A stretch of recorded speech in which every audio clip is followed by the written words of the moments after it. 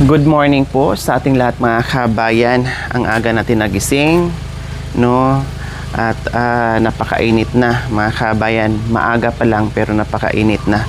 Buti na kahit paano, halos 2 araw na po mga kabayan na medyo sunod-sunod yung ulan.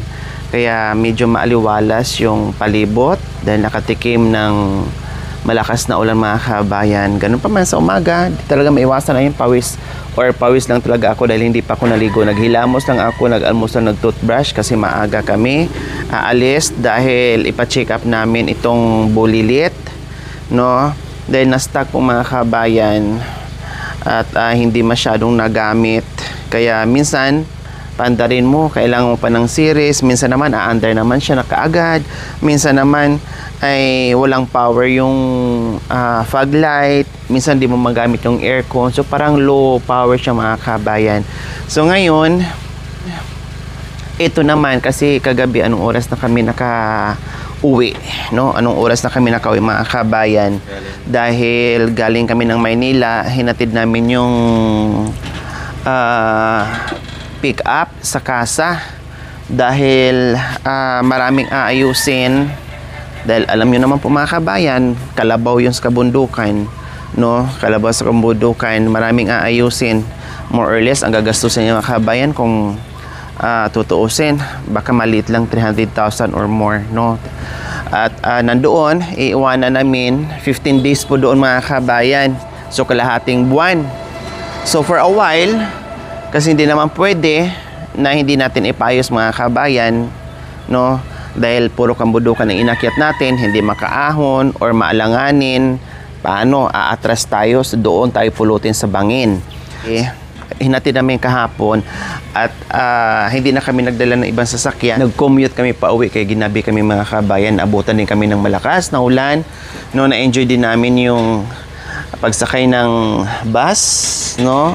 Talagang ang tagal-tagal ng panahon na hindi kami nakasakay ng bus mga kabayan from Manila to Pangasinan. So ngayon, na-experience po namin muli. At ito naman, ito muna gagamitin natin for a while sa vlog natin. Hindi ko alam kung hanggang saan to. Dahil dati kahit paano na ipasok natin to sa mga maliliit na eskinita or sa medyo mabukid-bukid lang naman. Hindi naman as in kabundukan, no? Siguro mapadala namin Yodik pero sa hanggang barangay lang siya proper. Hindi na namin maiakyat to sa kung saan doon talaga sa pinaka-Yodik natin, no? Ang importante, at least nakarating pa rin doon. Mayroon namang single or mga kulong-kulong doon. Sasakay na natin ng kukulong-kulong from barangay to Yodik mga kabayan para makaakyat tayo. So ito, kaya aalis din kami ng maaga kasi ipa-check up nga natin itong mga kabayan, itong bulilit. Kasi matagal na ito, 2012, kung hindi ko nagkakamali. No, medyo matanda na din, 2012. Hindi siya masyadong bugbog. No, nakastack lang lagi kasi nasa likuran naka-park. No, kasi yung garahe namin mga kabayan pahaba. No, hindi namin, kumbaga nakakapagod na ilabas mo lahat yung sasakyan para makuha mo siya, labas-pasok, ganun.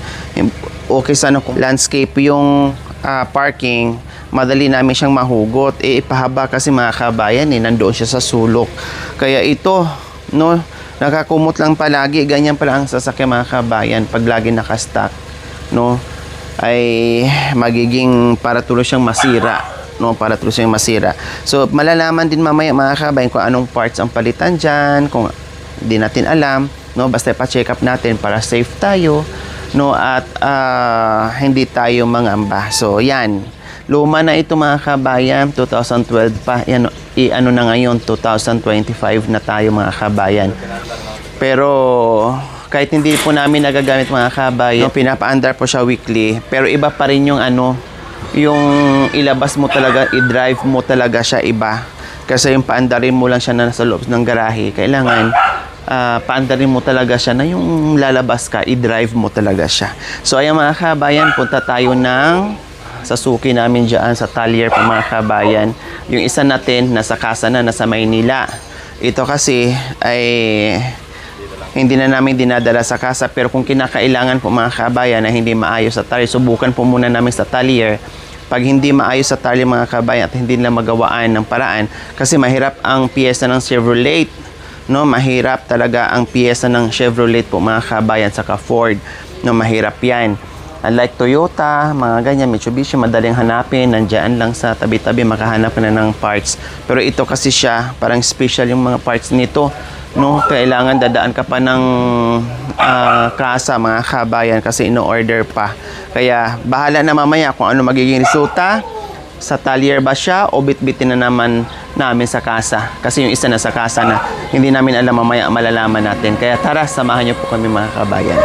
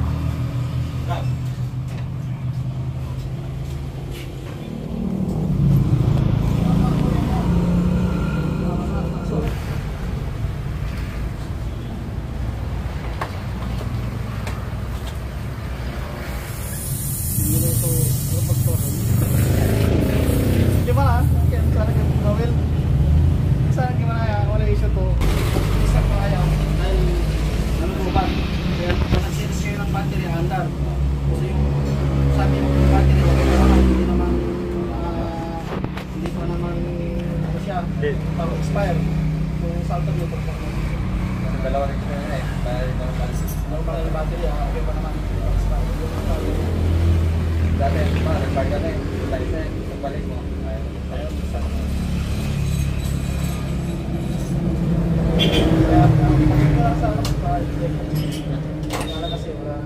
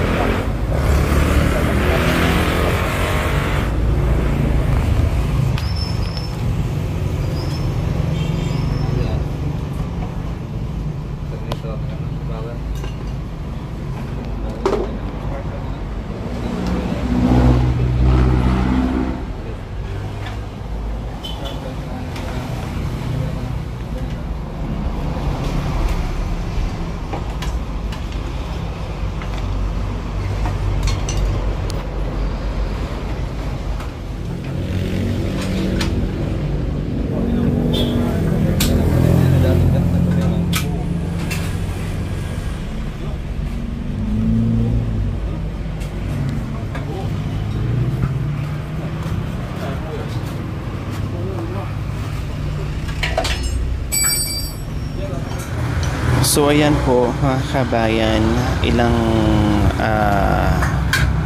talyer na po yung ating pinuntahan, na check na po, pero ang sabi ay kailangan natin sa specialist ng aircon, no? Kaya nandito tayong mga kabayan at ito nga inaayos at pinapalitan ngayon yung ating aircon, condenser, and lahat, marami, no? Maraming pinalit mga kabayan. Kasi nga sabi ko ay may katandaan na ito, 2012 pa ito mga kabayan. So first time niya mapalitan ng piyesa or parts ng aircon po mga kabayan. So ito, kailangan natin mag-antay ng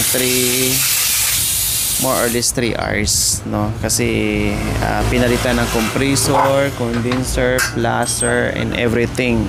So yan po yung pinalitan ngayon mga kabayan. Kasi yun naman ang diferensya niya. And then baka after nito ay bukas ay magpapapalit din na tayo ng alternator. So ganun talaga pag matanda na yung sasakyan natin, unti-unti na tayong magpapalit ng piyesa kasi matanda na nga po siya. Minsan po kasi mga kabayan, pag pina-andar natin, aandar naman siya, minsan naman hindi. Halimbawa, aalis tayo, then punta tayo sa parking lot. Pagbalik mo, doon na siya, ayaw umandar. So, kailangan may dala-dala tayong series. So, chinek naman yung baterya, okay naman. Chinek yung okay naman. Yung talaga, yung aircon natin nagka-problema kasi parang barado. Hindi iikot. Then,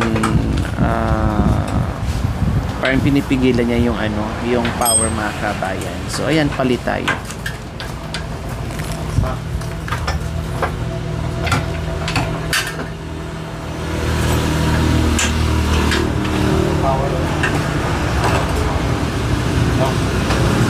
Yan. Yung islangan. Ano kaya? So yan yung compressor mga kabayan na nag-stack up. So kailangan palitan siya ng panibago. Ayaw nang umikot mga kabayan.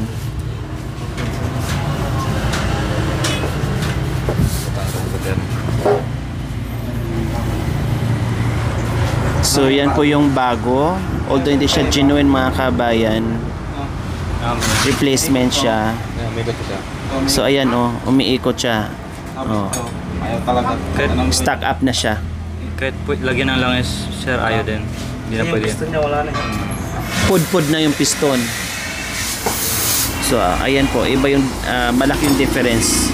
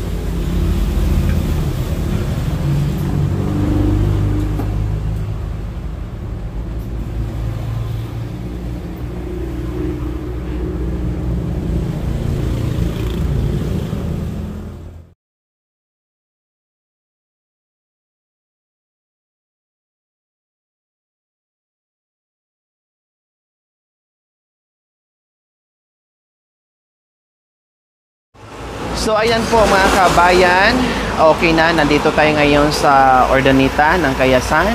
So at least nahanap na po yung sira, yung depekto kung ano ba talaga, kasi nag-iisip tayo yung makina ba, no, yung alternator ba and everything. So ngayon napunta nga tayo sa iba't ibang talyer po mga kabayan. So lahat naman okay naman, chinek, parehas naman sila kasi kailangan may mga option mga kabayan. May plan A, plan B, plan C tayo. So parehas naman yung mga pinupuntahan natin.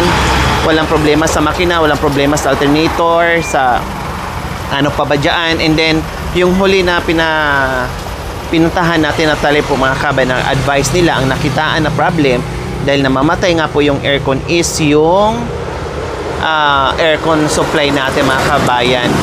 Yung compressor, condenser, ano pa ba, and chucho, yun ang pinalitan, binago lahat. So, yun po yung problem. At ngayon po mga kabayan, okay na, hindi na siya namamatay. Kaya, ayan. Magkano kuya? 21.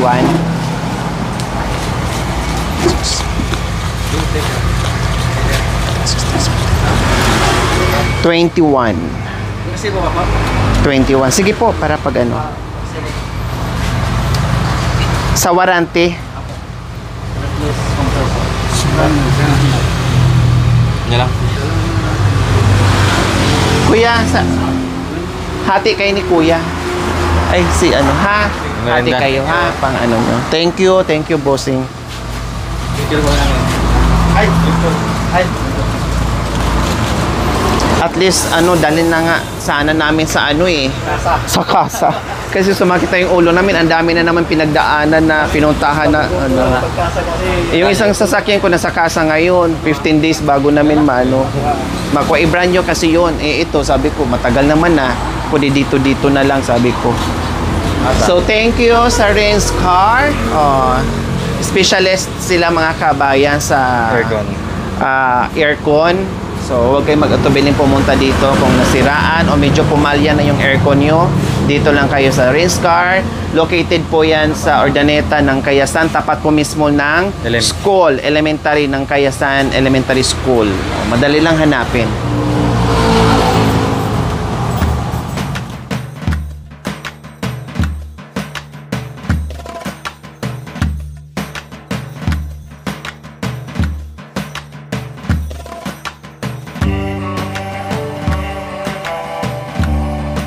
Po mga kabayan, pauwi na tayo.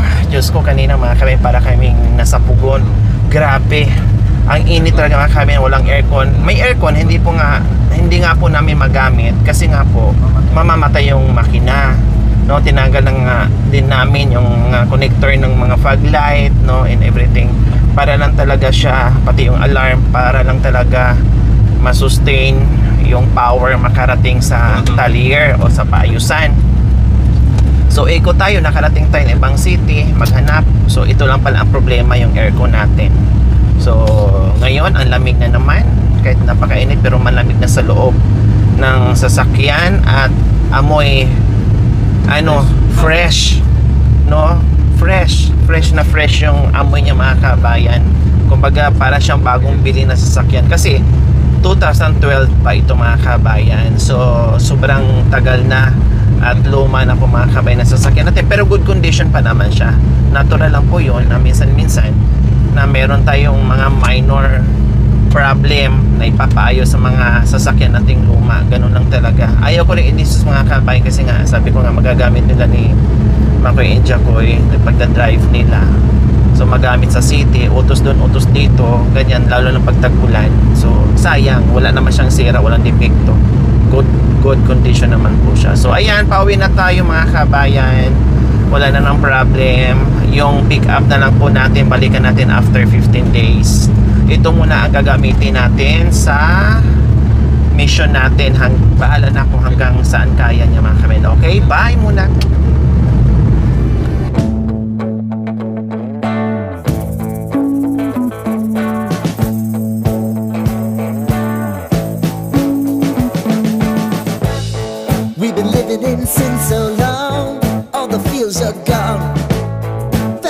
On the street last night, said everything's alright. Roller coaster, make it through the day upright. It seems your meal ticket is gone, but life goes on. I could never imagine something better. Yeah, right. Now you're cooking on high heat in the middle of the street. Roller coaster, take me to a better time.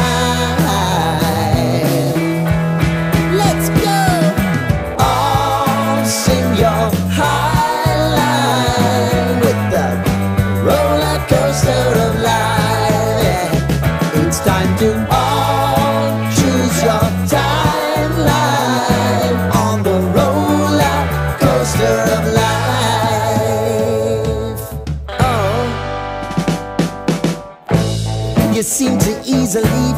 forget how to place your bet. When everyday life gets you down, you gotta steal the crown. Got to own it. Don't bitch and moan about it, please. God forbid you scrape your knees, and it's nothing to sneeze at. Oh, I've told you over and over again, you gotta get both hands around it and make your own plans. Roller coaster, it's taking over, it's about time. Oh, sing your high line on the roller coaster of life. You've got to all choose your timeline with the roller coaster of life. Roller coaster.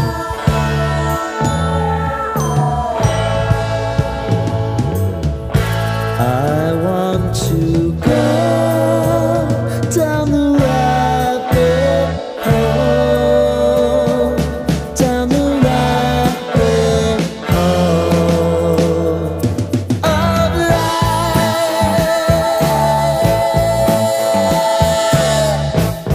And now it's about. Thank you for watching. Don't forget to like, share, and subscribe.